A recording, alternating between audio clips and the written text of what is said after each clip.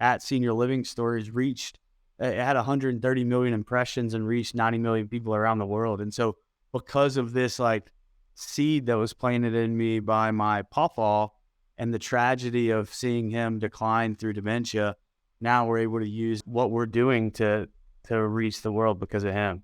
Welcome, gentlemen, to the Xmenno experience. We're recording and interviewing people that own studios, business leaders, and thought leaders. And so right now you are the first of many to get on, share your stories, the good, bad, and the ugly. And so today we have with us Nate and Randy from Dash Media, and they are serving a very, very unique sector of the market.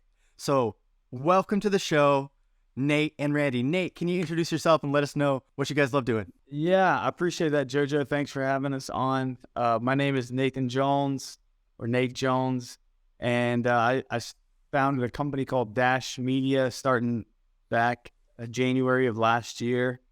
And, in a nutshell, we want to tell the stories of older adults, seniors, the 90-plus-year-olds that have lived a long time on this world, and we want to learn from them. We want to laugh with them. We want to love them and share their stories, and that's what we've been doing for the last 14 months. I love it. Randy, what about you? Yeah, me and Nate, we grew up together. So when Nate found Dash Media, I was off doing my own thing and running a different film company and kind of doing all sorts of niche market stuff. I wouldn't say niche market. It was just all over the place. I wasn't specific to anything. And Nate and I, we already knew each other. We played football together growing up. And so like I already trusted his leadership. So when he gave me the call, I was in, kind of a spot in my career where I wasn't sure if I was going to continue doing video, even though I felt like I was called there. I felt like it was my calling. I always say there's a difference between your job and your work. And I was like, man, like this is what I'm supposed to be doing, but it's like the ducks aren't in a row, and I'm actually about to give it up. And I've been doing it for 8 years at the time. And man, I just got that phone call. Is just serendipitous. And just everything aligned, and just trusted this dude to kind of lead the way. And it was awesome. I love it. And so I always like to keep it real. So when you start a business, sometimes there's tragic things that happen, or sometimes there's tragic things that happen in one's life, which spark the why behind this entire process. So Nate, could you share, if you're okay being vulnerable and being raw and authentic here, could you share a very traumatic or tragic moment in your life that happened and how you overcame it? This could be personal or this could be business related. I kind of stumbled into the world of senior living and this passion. I've always liked people and been interesting with unique stories. And you said being real and authentic. And I think the most real and authentic people in the world are 90-plus-year-olds because they don't have a filter. They just tell it how it is. And while I did not know that this was a tragedy that would later impact my life, it's like one of those things that one chapter is being written before it even happens.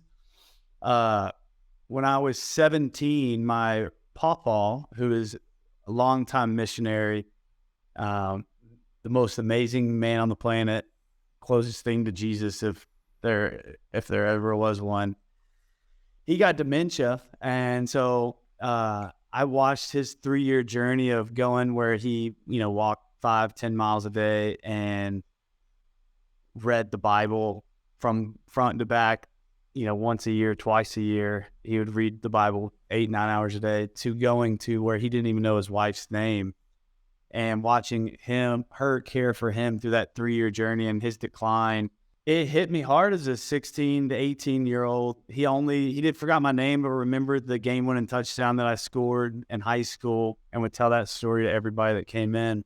But when he passed away, I didn't really think about, I didn't know anything about senior living or older adults. But fast forward to kind of stumbling into this world after finishing up coaching football at the University of Georgia, I I saw my grandpa or my papa and a lot of those residents, the stories that he would tell, they would tell similar stories. And so when I started working in the industry, I wrote my very first blog. I wrote a blog called Dementia Through the Eyes of a 17-year-old. And it blew up. It got a bunch of views, bunch of, people reading it. And it was just real. And so I think from that experience with him, it has always stuck with me when I sit down with an older adult, a senior, just like sitting with him as a 5-year-old, on his lap, hearing his stories. There's a pastor, Levi Lusko, he says, pain isn't an obstacle to being used by God. It's an opportunity to be used like never before. And that's always stuck with me. And I think that the pain that we felt as a family, seeing my papa go through that dementia journey, opened up an opportunity now to share all of these stories, whether they have dementia or not, of older adults to reach the world. And because of that, last year, one of our channels on Instagram, at Senior Living Stories, it had 130 million impressions and reached 90 million people around the world. And so because of this seed that was planted in me by my papa and the tragedy of seeing him decline through dementia, now we're able to use our what we're doing to reach the world because of him. So, wow. Thank you for sharing that. And watching, it's always so hard watching someone that's lived a full life lose the mental cognition there. And I actually spent a lot of time with old folks growing up. I was sharing a little bit with Randy, but my heart has a soft spot for the older generation. And I think it's vital for our success that we understand what they went through. If you do not understand history, if you don't understand what happened, we are doomed to repeat it. But, wow, thank you for being vulnerable and sharing that. So moving into, Nathan, why you even named your business the way it is, could you dive into, Randy or Nathan, could you dive into why it's named the name? Because I see something happening here. Yeah, I can touch on that real quick, Randy, if you want. Yeah, go for it. I was my home church, Passion City. I was probably, I think it was 2016, 2015. Louis Giglio was preaching a sermon on the dash and what the dash meant. And that whenever someone passes away, you can't control that date on the gravestone that you're born, and you can't control that date on the gravestone that you pass away. But what you can control is how you live that dash in between those two numbers. And so the dash represents your story, and we exist to capture people's stories. And so the other part to that is we believe that the greatest story in the history of the world starts with a cross. So if you look at our logo right there, there's a cross in the center of it that represents the best story that's ever been told. And so, wow. Yeah. Wow. So the dash is powerful. And the other part of that is, it's not necessarily older people and seniors, that stories we have to tell. We just think that they're the stories that go untold the most. And so it doesn't matter how old you are, how young you are, or where you come from.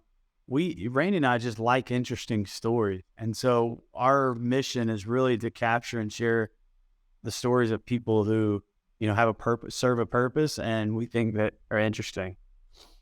Anything to add there, Randy, that I missed? No, you hit it. Sweet. I love this so much. And as creatives, this next question is going to be more creatively driven, and we've been vulnerable here. So Randy and Nate, what are some obstacles that you guys have gone through? You've been in business for a few years.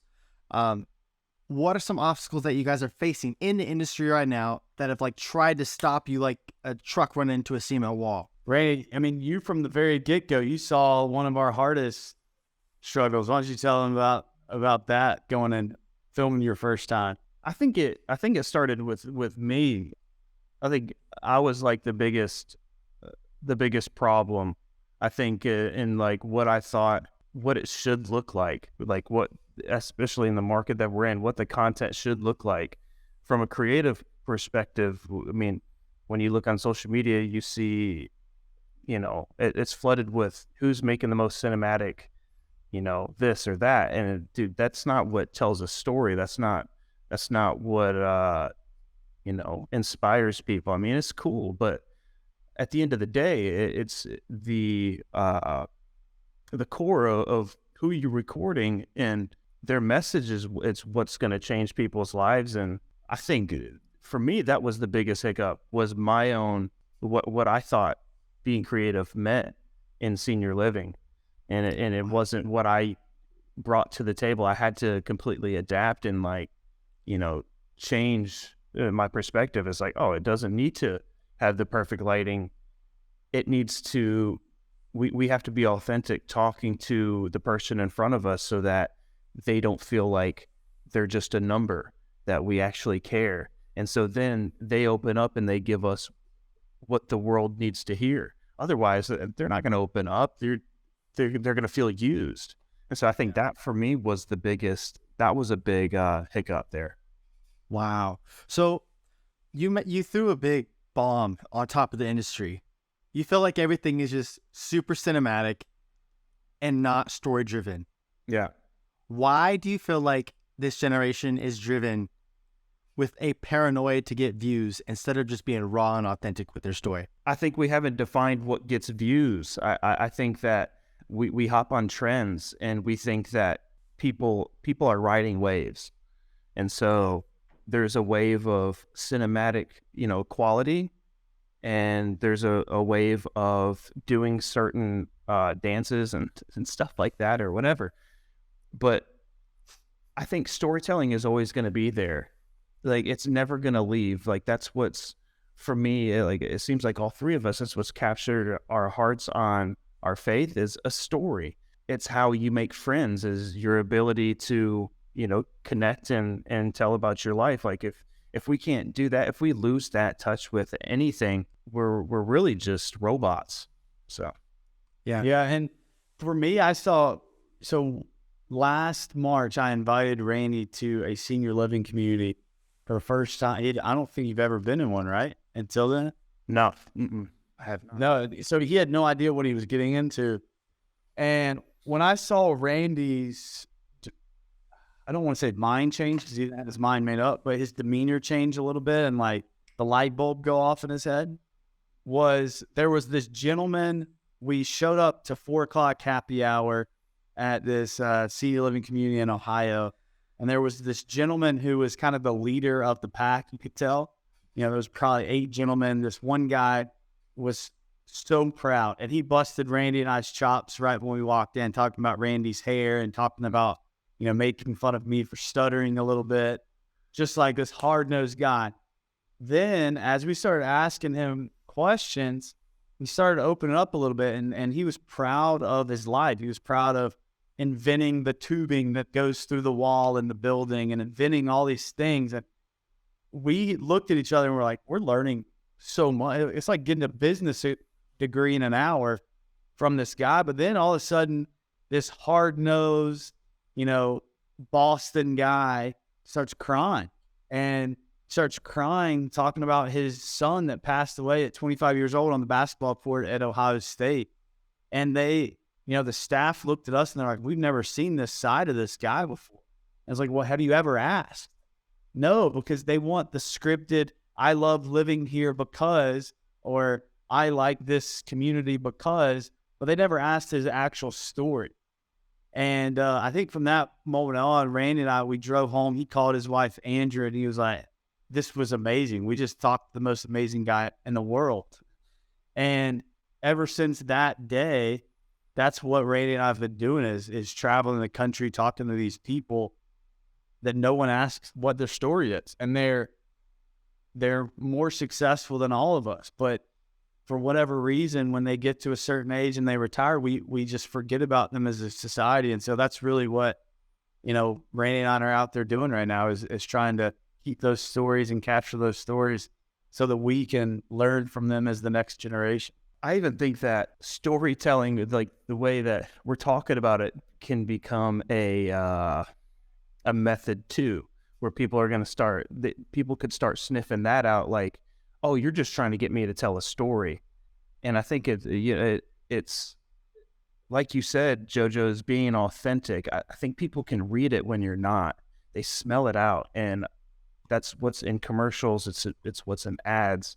Is there's no authenticity, and even like I said, asking somebody to tell their story, if this starts, which it has taken a progression on, social media, people sharing stories and stuff like that, that could even become a method if you're not careful and not being genuinely interested in their life.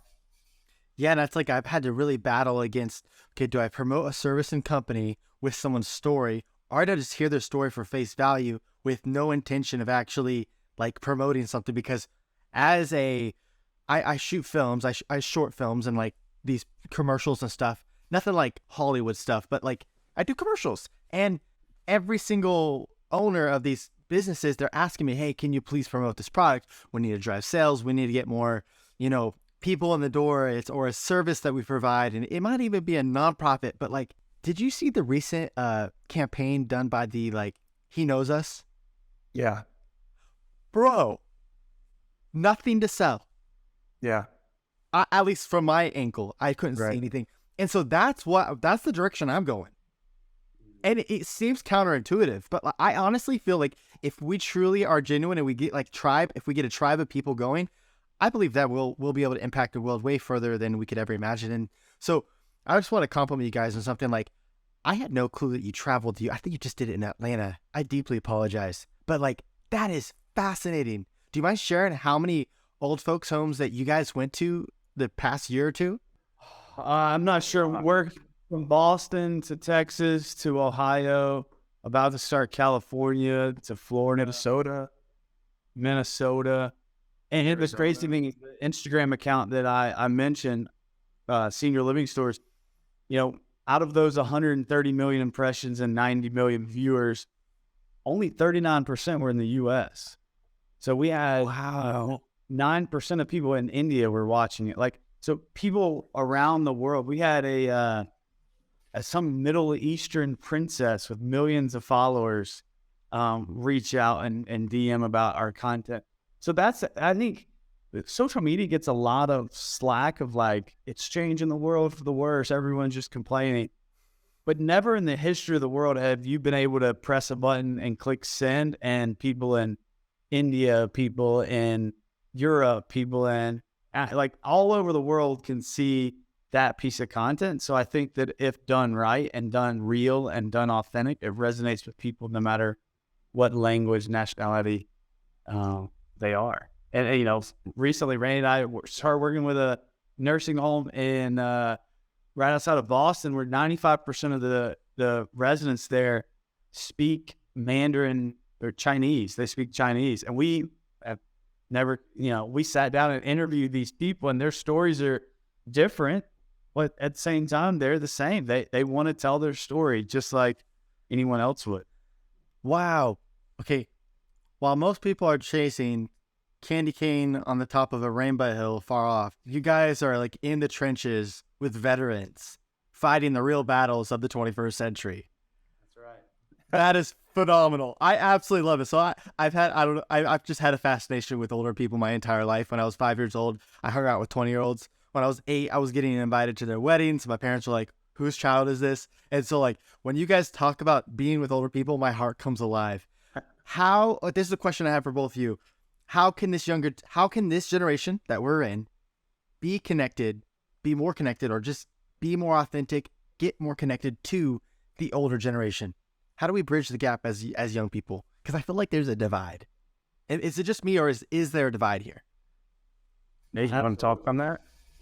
It's a great question. Yeah, I mean, a hot topic in our industry, senior living industry, is how do we get more young people interested in old people? And usually the people that work in senior living had some sort of family traumatic event happen where their mom got dementia and they hated the process or loved the process, and now they want to work in that industry.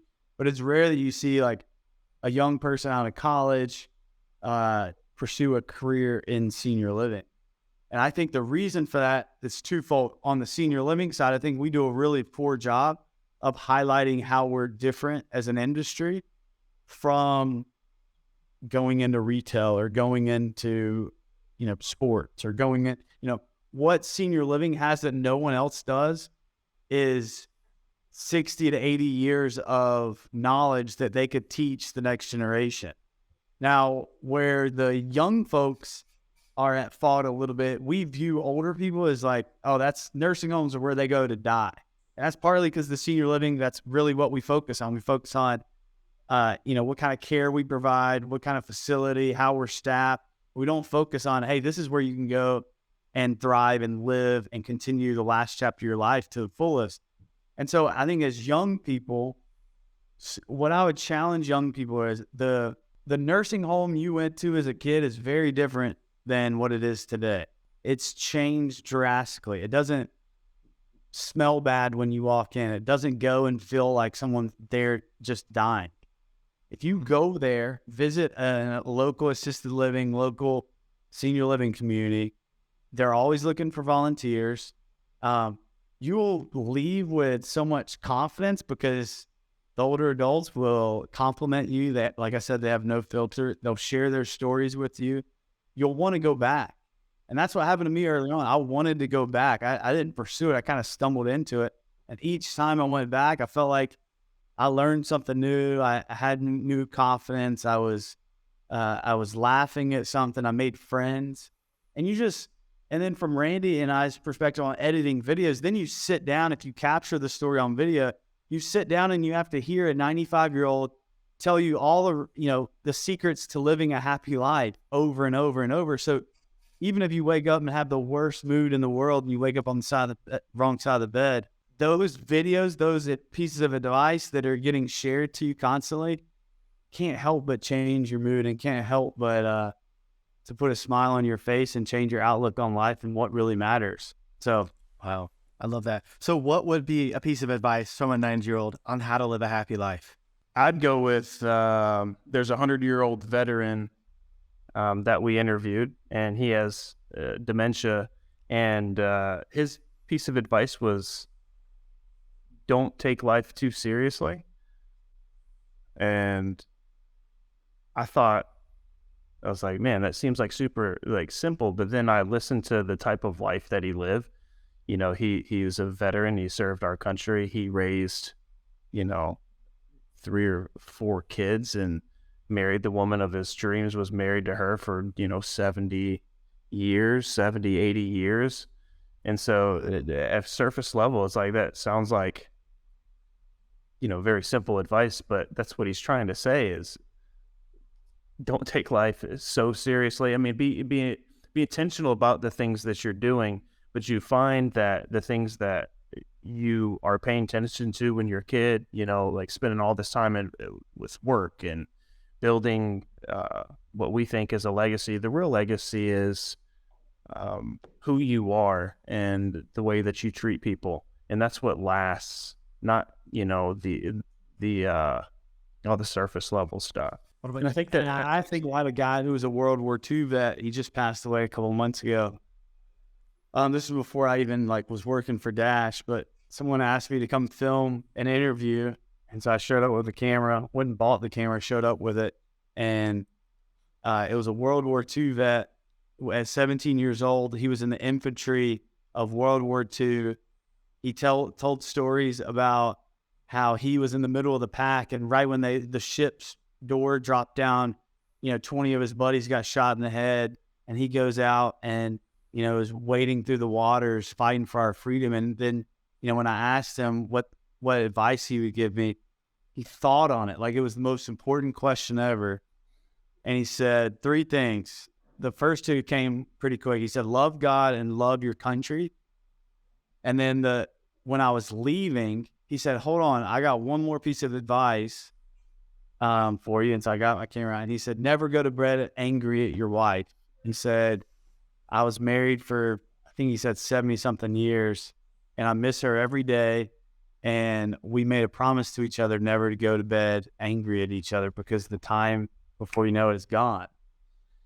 And it was powerful. And I was like, dang, I want to hear more, more stories like his. And that's that was 2 months before I went full time with Dash, and his story was a big reason why. Wow. That's crazy that he shared that with you, because my grandfather passed away. But a week before he died, his advice to me was always kiss your wife before you leave to work every day and never go to bed angry.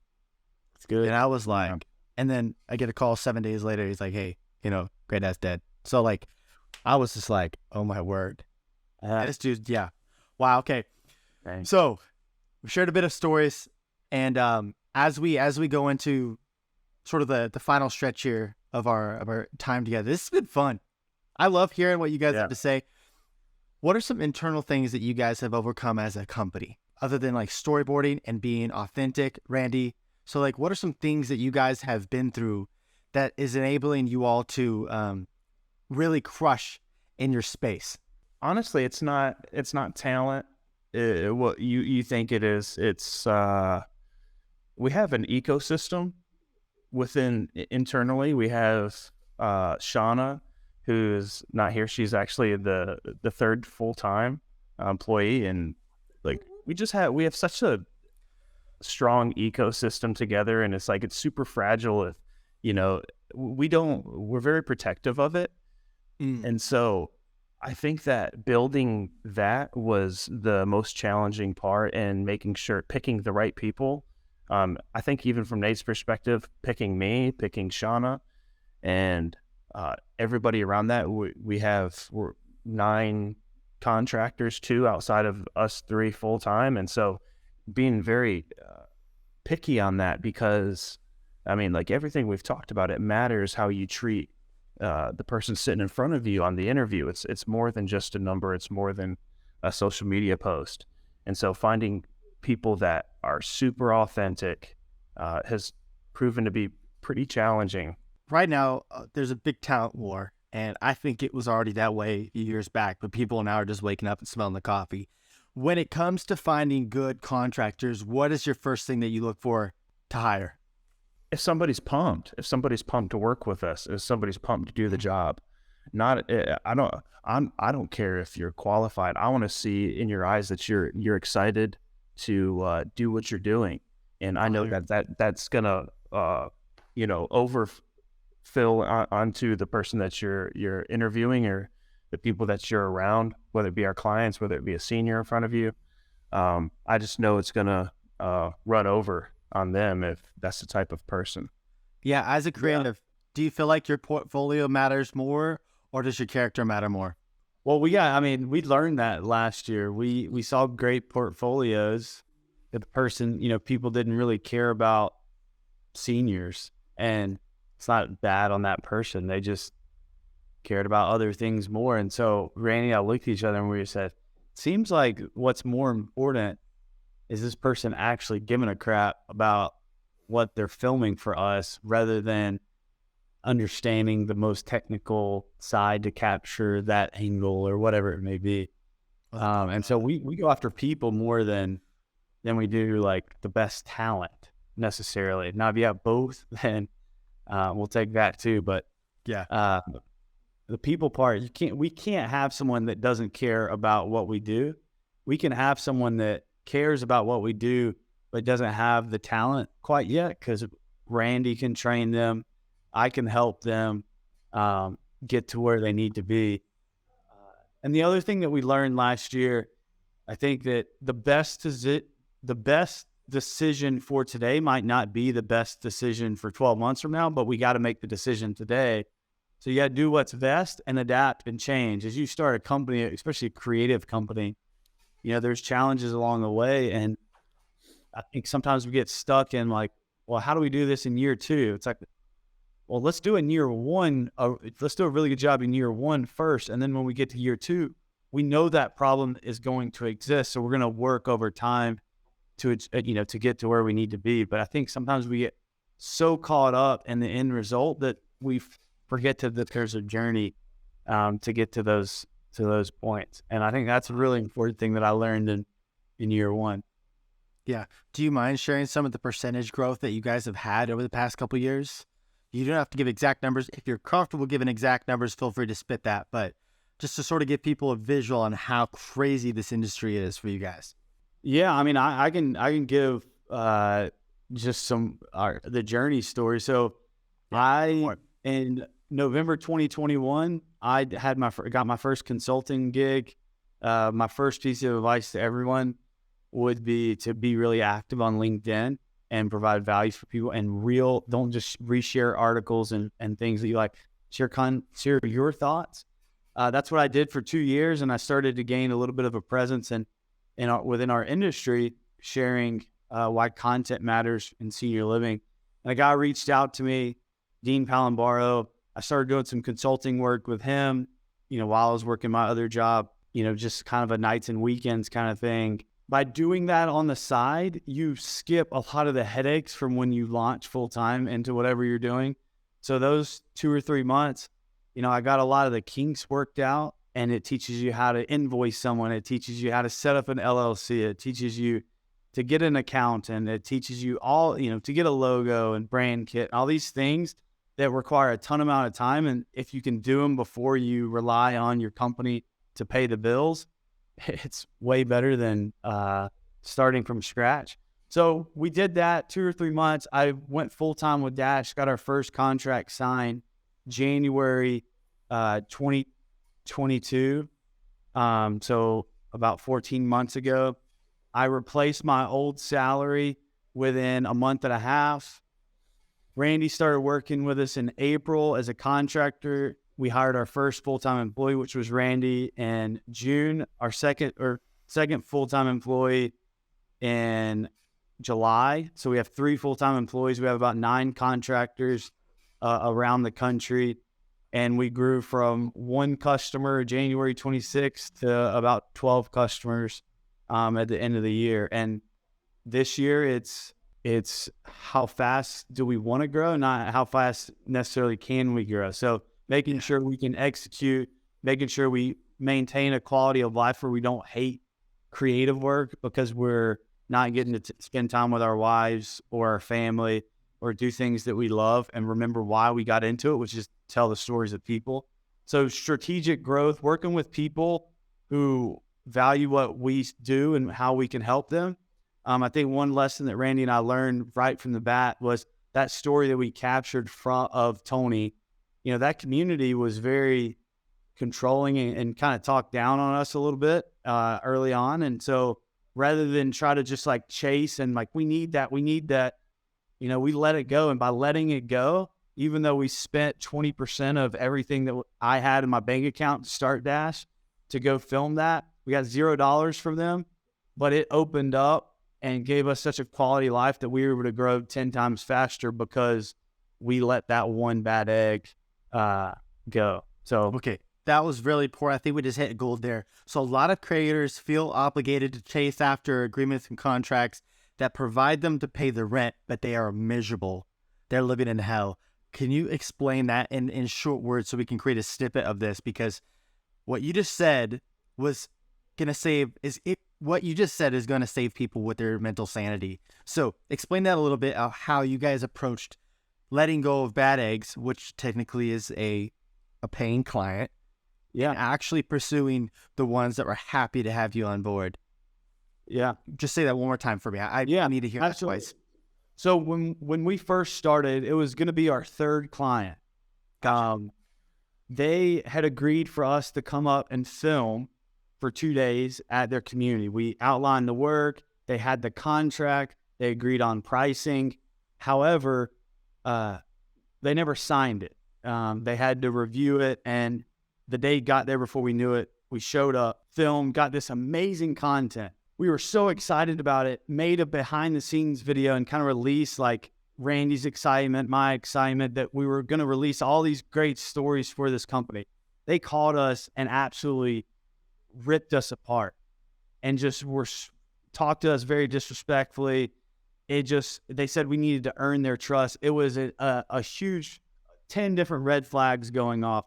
Randy and I talked to each other, and we really needed the money at the time, but by declining that money in the early stages, even though we needed it, it opened up so much more opportunity and time to work with people that actually cared about us and valued what we did and valued our expertise, that in the long run, it was probably the best decision we made in 2022 was cutting ties with that client and not accepting any money, even though we lost 20% of what was in our bank account, because it didn't suck the creative spirit out of us, but it also opened up time and opportunity to invest in people that did care and about us and that did want to work with us. Wow. So what would it be a red flag? So to help young creatives that are jumping into this industry of creating, and this applies for any type of genre, I felt like what you just said is something us creatives have to deal with on the daily. Last week alone, I pitched 3 different businesses and 2 were toxic as heck. And I was like, whoa, I'm glad I didn't accept their money. And so like I'm facing it. And if I'm facing it and you just share this story, I know other people are going to be going through the same thing as well. What is a red flag that you would just share about that young people could watch out for, or any creative could watch out for when approaching a deal in the creative space? Nate, Randy told me a lot more about this early on, so I'll let Randy take it away. Randy. So yeah, there was a couple clients before I met Nate that I had several experiences with, and so kind of I took a lot of that and we used it a lot. I would say one red flag is micromanaging.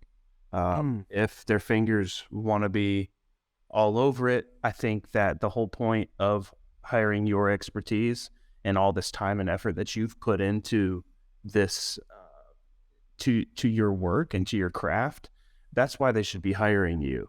So if they want to micromanage you, is one. I would say number 2 is just your gut feeling too. If you can't sleep because of the fear of an email or how your email is going to come across, if you have a question, you feel like, I don't feel like I can ask this person questions because it's going to give me, they might get a little snappy. I'm not sure. That's not the way normal human beings interact. You don't have a conversation with somebody in fear they're going to snap on you just for asking questions. Wow. Wow. So, and then number 3, I would say, is having somebody that I think is pumped to work with you. If they're not pumped to work with you and they don't believe in what you're doing, then I would say that's a red flag. And number 4, I know I'm going through a lot. Go for it. I used to send, Nate does this too. He does what we call an onboarding form. And so you send them an onboarding form of some sort, and it has questions about their business and who they are. A red flag is when they don't want to fill that out and they're not pumped to put in everything about their business that they're excited about, and they just want to, one word answers all this. People that are excited to work with you want to tell you everything about their business. They're excited to work with you. They want to make sure that you have everything you need. People that are quick to just get this going. I would say that's one. And the last one, sorry, we're going to make it 5. You could go to make 200. People that, if you've set the price that you think that your work is worth, and you've put in a lot of work into it, like I know that all 3 of us have, when people are finicky on that and they're not believing that you're being honest about what you're charging, it's a red flag. You know what you're worth. You know that you've put a lot of work into your expertise and your craft. So you'll find the right people that believe in what you're doing and believe that you're worth the cost, which is why they're hiring you. Wow. And someone early on last year on that note gave me the advice. I was struggling with this particular client of whether to let him go or not. And they said that the clients that give you a nickel for your work rather than $1 are the ones that are going to demand 90% of your time and tell you exactly how to do it. The ones that give you $1 for your job, 10 times more than that nickel or 20 times more than that nickel. They trust you. They're going to give you the ropes. They're going to tell you what they're looking for and what success looks like. And they're going to release the reins and trust you. The people that do that and that are willing to pay more are the ones that are successful in the first place. And to get to their shoes, they have to trust the people that are working for them to execute and deliver. And so my recommendation would to be avoid the nickel customers too, is set your price, be firm in your price, and don't get sad when someone tells you, that you're too expensive.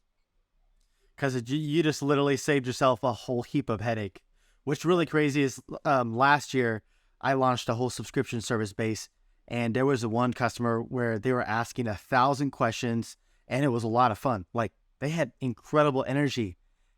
The first red flag that I didn't pick up was they were talking bad about other local businesses. I was not talking bad about it with them, but I overheard it. And then I send them an email with like, hey, you guys asked about getting more organic traction locally.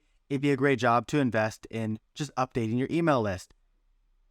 2 minutes later, I got fired, and they requested a refund for the rest of the month. And I was like, wait, what in the world? And I learned a lesson early on that people that talk bad about other businesses will do the same about you when you walk out their front door and when you're not around. And I was just like, oh, wow, okay. And so I do a vibe check. I'll do a 10-minute meeting with the company before I even decide to even no, we're not going to even talk contract. I'm going to listen to you, hear how you talk to your employees, even just feel the vibe. And if I like you, I let you hire me. And doing that reversed the roles. And I was just like, I feel empowered as a creative. But then question for you guys is, how do you approach reinvesting in your own company versus paying yourself? Yeah. So, I mean, in year one, you got to invest in your company. Otherwise, if you're trying to, maximize the dollars in your pocket, you're just getting stuck in this revolving cycle of headaches and, doing every single thing. But if you invest in your people, in your product, in your service, it makes your life a lot easier in the long run. It's one of the things Randy and I talk about all the time is, we're a startup. We're wearing a lot of different hats. As we grow, we want to invest in the areas that give us headaches that we're not as good at. So for me right now, that's like accounting work. I hate doing accounting, but I spend 10 hours a week on accounting right now. So our next thing that we're going to invest in is someone to offload accounting work that loves, that wakes up out of bed, just fired up to do accounting work. Just like, cannot get enough of accounting work. I love that. Yeah.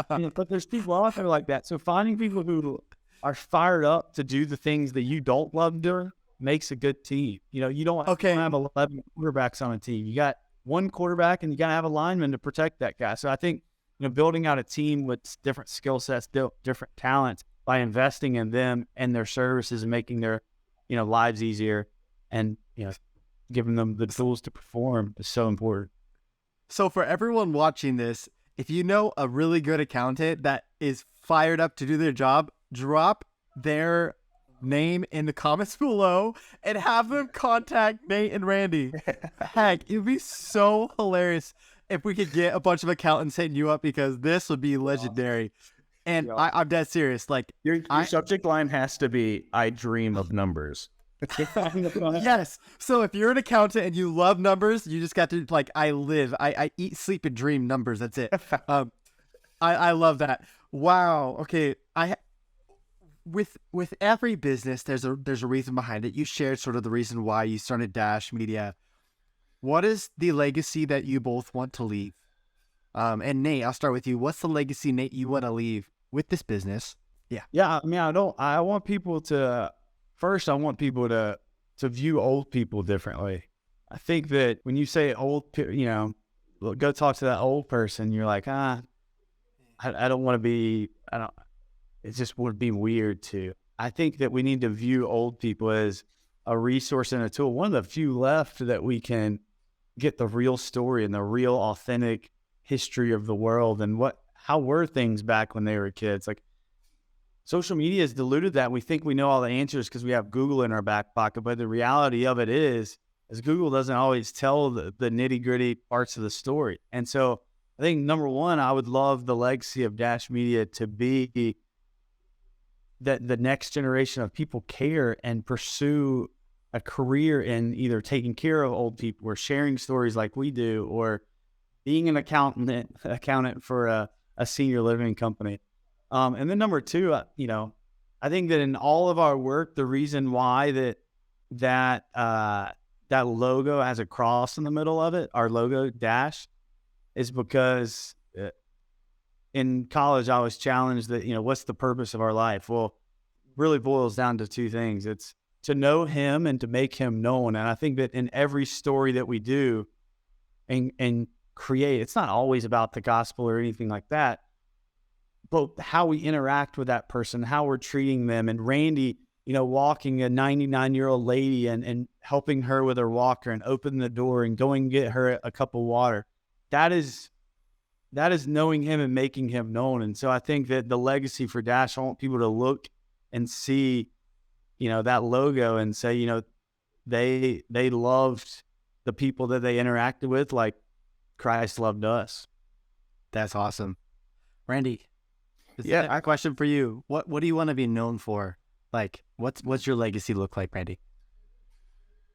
kind of the same as what Nate said, but I think I'm a different person than Nate, and I think Nate's drives are different than mine. I think ultimately the purpose is to know him and make him known. Nate told me that one time when I was in his apartment, and I voiced my struggles to him as a creator, and I said that I have a very hard time making content because I feel like there's no purpose behind some of it. And it scares me to be known as a creator that just makes things for companies that has no purpose behind it. And Nate told me, exactly what he said. Our goal is to know him and make him known. So Wow. if we're doing that with Dash, and if I'm doing that in my work, and if I'm doing that in my daily life, the way that I interact with people, the films that I make, because I have films in my heart that I hold on to and that I don't voice. I voice them to a small group of people because they're, you don't tell people everything. You don't tell everybody everything you want to do. You have to trust people with those things. And I think I want to be known for that. I want to be known for somebody that did things with purpose. And I think the purpose is to know him and make him known. That's deep. Gentlemen, this is really, really good. Any closing thoughts as we come into the final stretch here? No, I mean, I just appreciate this opportunity to come on the show and talk. It's Absolutely. It's inspired me, honestly, that I think Randy and I need to figure out a podcast or something to do. Just not even, like we said, not even for the views or anything like that, just to hear people's stories and hear how people are doing things. Where I think that, we've all learned something today, and hopefully that people that watch this and listen to this learn something as well. Yeah, I think Go for it. we're doing our stops that we go to. So we film all over the place. Like we mentioned, we're starting to do episodes at each stop that we make. So we're going to be doing, we've already put out episode 1 on our YouTube channel. So we're going to continue making those and bring people along on our journey of telling these stories and how much fun we have while we're out and about.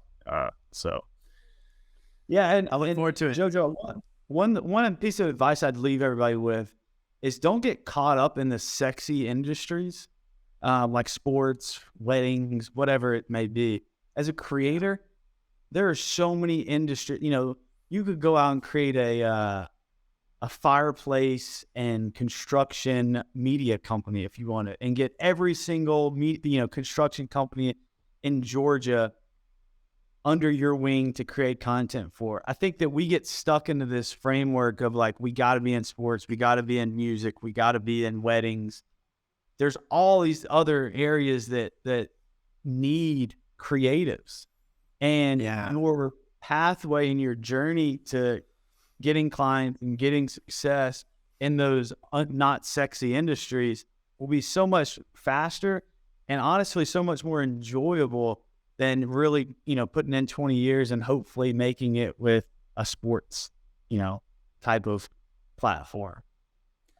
Nate, I love that. Thank you. There's one thing that I got to tag on to, because Nate, him saying that, just hearing him talk. If you're going to expand your business. We've talked about this. Find somebody that does something you're not good at. And I've tried what me and Nate are doing 2 other times, but I was sold on Nate and the person that he is. So find somebody that's completely different than you. It's not going to work if the polarity isn't there. One person might think something is, but you have to find somebody that just isn't good at what you're good at. And the opposite, and you'll grow. You have to let go of some of the burden and hand it off to somebody else, or else you're not going to grow. You're just going to gatekeep everything and you won't grow. Wow.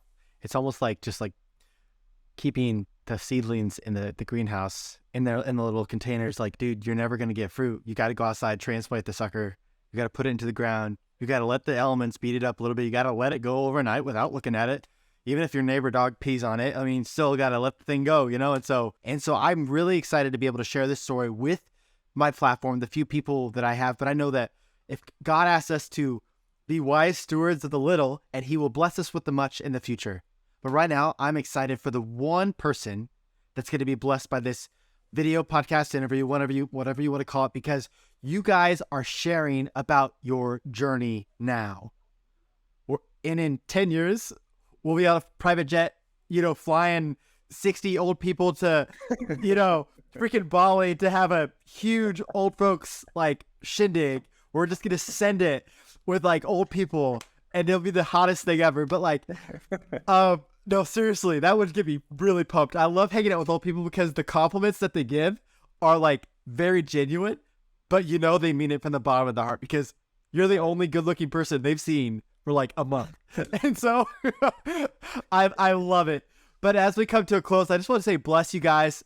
Having Nate and Randy on from Dash Media has been such a pleasure today. Thank you for being willing to, number 1, share your story. Number 2, start the process of what media does out in the world. And we just pray that God would bless this piece of material. We bless this in Jesus' name, that it would reach the correct people. And haters be converted to lovers. And hurt people find healing. And as we go into this generation blessing people, you guys are the movers and shakers. And it's an honor and privilege to have you because what you're doing is very necessary. And it's just really, really cool. So, yeah. Thank you for being on the show. It's my pleasure. It was an honor, man.